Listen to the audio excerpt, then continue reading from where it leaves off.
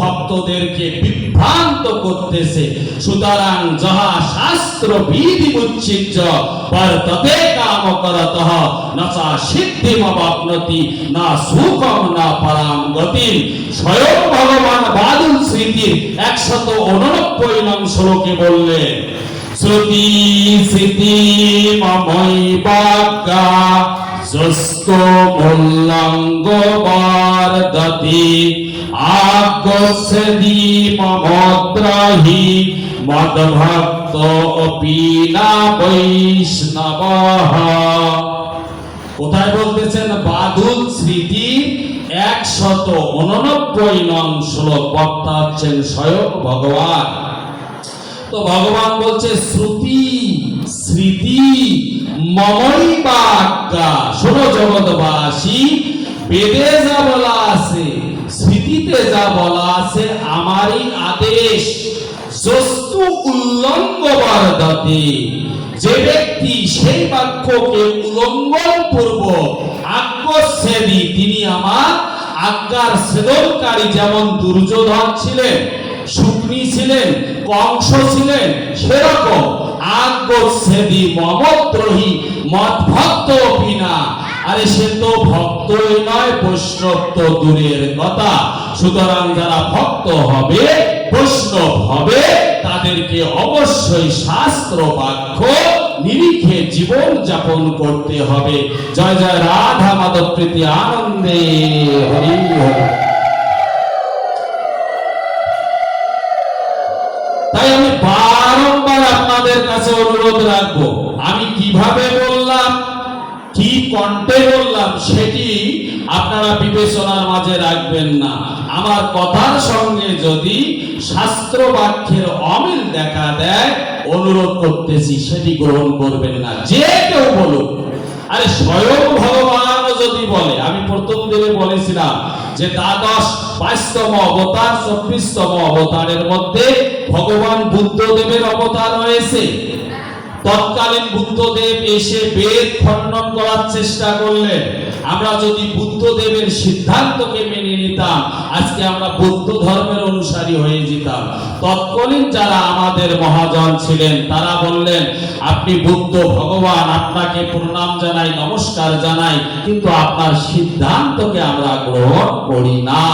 সুতরাং শাস্ত্র বাক্য যে কেউ বলুক না কেন তা গ্রহণীয়, আর অশাস্ত্রীয় কথা আলোচনা যে কেউ বলুক না কেন তা কখনো গ্রহণীয় নয়। কেননা তস্মাৎ শাস্ত্র প্রমাণান্তে, এই শাস্ত্র বাক্য নিরিখে রেখে আমাদের জীবন যাপন করা একান্ত কর্তব্য। আমাদের বেদে বলা হলো একটি কথা, বেদে বলা হচ্ছে পিতৃ ভব মাতৃ ভব অতিথি ভব আচার্য ভব। আর বৈদিক বৃক্ষে রসালো ফল ভাগবতে বলা হলো কি?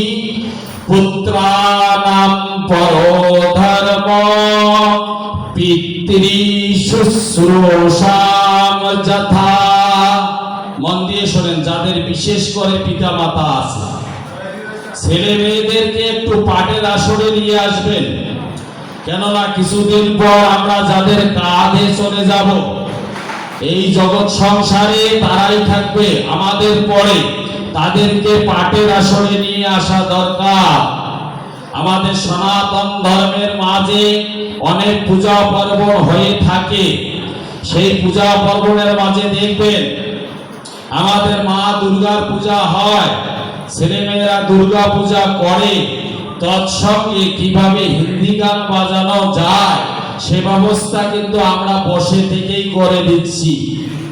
তো দোষ কাকে আপনি দিবেন?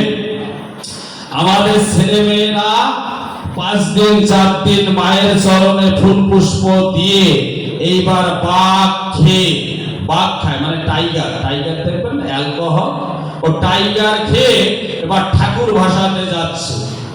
বোতল খেয়ে একদল দেখবেন যে লাল কাপড় বেঁধেছে, একবারে হাফ প্যান্ট পরেছে, হাফ প্যান্ট না থাকলে জিন্সের প্যান্ট সেদিনটা কেটে হলেও একটা হাফ প্যান্ট বানিয়েছে।